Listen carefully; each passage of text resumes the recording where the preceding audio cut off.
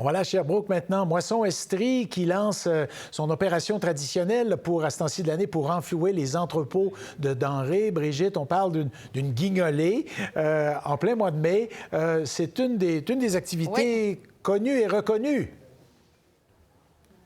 Oui, c'est une des activités phares de l'organisme Moisson Estrie.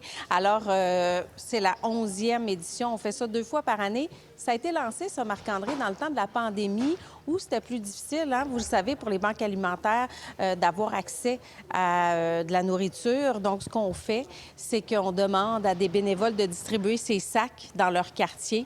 Alors, on indique la date où on va passer pour récupérer les denrées. Ça marche assez bien et c'est un grand besoin également pour l'organisme, la Banque alimentaire ici.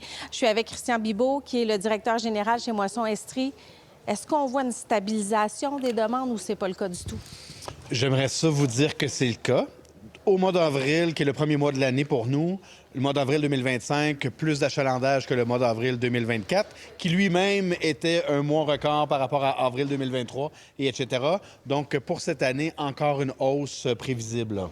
Et on parle dans les dernières années également d'une augmentation des demandes assez significative. Hein? Bien, on est passé depuis 2022 de 11 000 dépannages alimentaires à 21 500 dépannages alimentaires sur une base annuelle. On se rappelle que les dépannages alimentaires chez Moisson Estrie, ce sont des épiceries.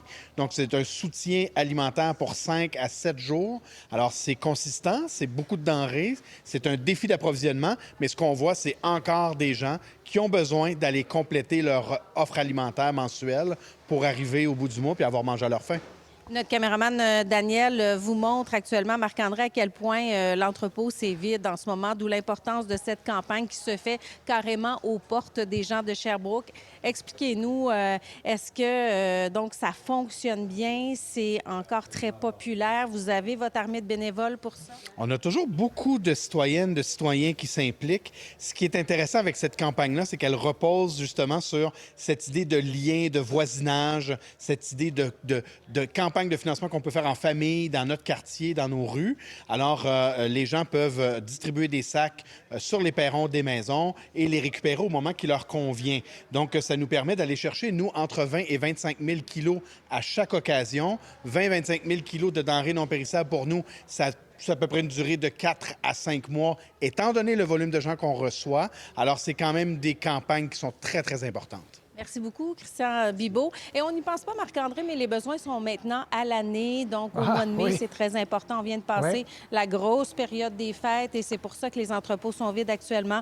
Donc, les gens de Sherbrooke qui auront ce sac à leur porte, hein, au départ, c'était pour une cueillette sans contact pendant la pandémie, bien, ça se poursuit et on cherche encore des bénévoles pour s'occuper de certaines rues encore. Alors, les gens qui sont intéressés à participer, donner un peu de temps, bien, c'est encore possible.